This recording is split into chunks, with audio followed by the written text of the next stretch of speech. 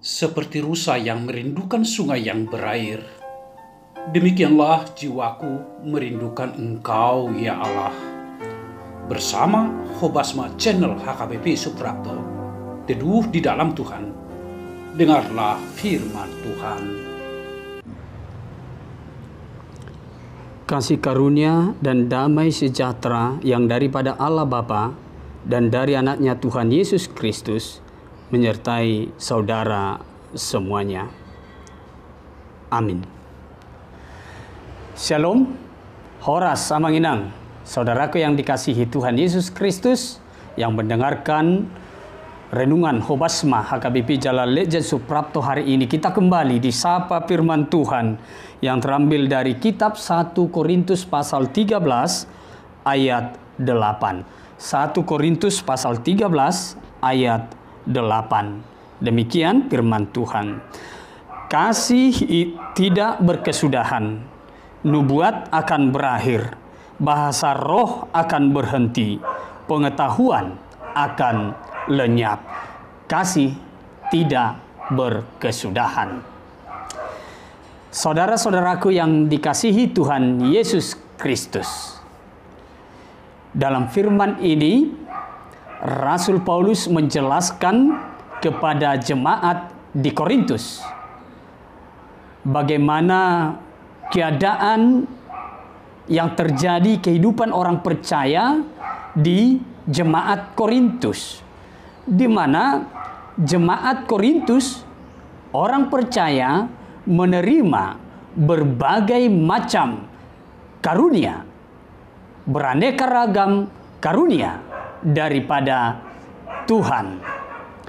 Disebutkan dalam firman ini ada 3 macam karunia itu, yaitu karunia nubuat, bernubuat. Yang kedua, karunia berbahasa roh. Dan yang ketiga adalah karunia pengetahuan.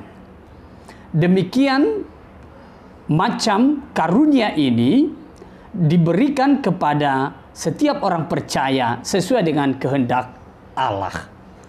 Tetapi ada kecenderungan di jemaat Korintus itu, di mana mereka yang memiliki karunia ini, mereka seakan-akan mengagungkan karunia-karunia itu.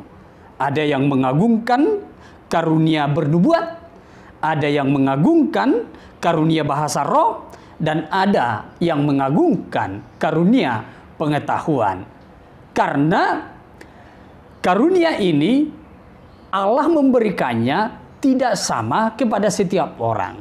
Sehingga ketika seseorang memiliki karunia berbahasa roh, dia melihat saudaranya tidak mengetahui bahasa roh, dia menjadi sedikit menyombongkan diri akan karunia itu. Demikian juga dengan karunia bernubuat dan karunia pengetahuan.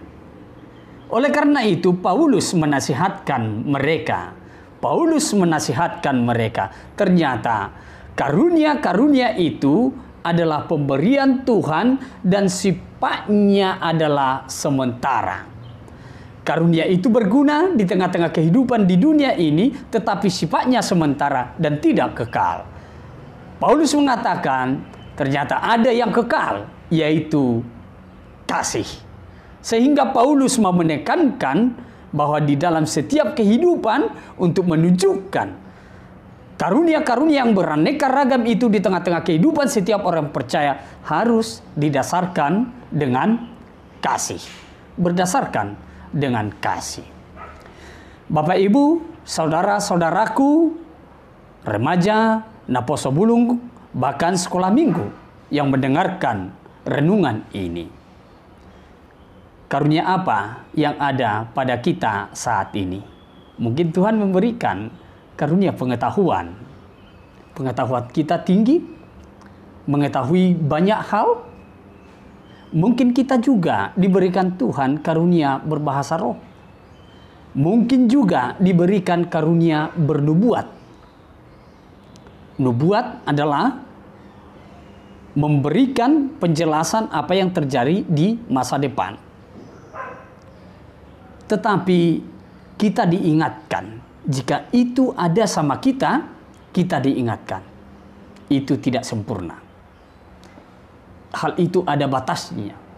Hal itu tidak kekal. Hal itu akan berkesudahan, akan berakhir, dan akan lenyap. Nah, saudaraku yang dikasihi Tuhan, jika ini akan lenyap, ternyata ada yang tidak berkesudahan, yaitu kasih. Setiap orang Kristen, setiap orang percaya harus hidup di dalam kasih. Kasih kepada sesama, kasih kepada Allah. Saudaraku yang dikasihi Tuhan, melalui renungan ini, bagaimana kita menunjukkan jati diri kita, bagaimana kita menunjukkan kehidupan kita, menunjukkan talenta-talenta kasih karunia yang diberikan Tuhan kepada kita dengan tetap berdasarkan kasih. Kasihlah yang menghidupi segala sesuatu apa yang kita kerjakan. Oleh karena itu, hiduplah di dalam kasih. Tuhan Yesus memberkati.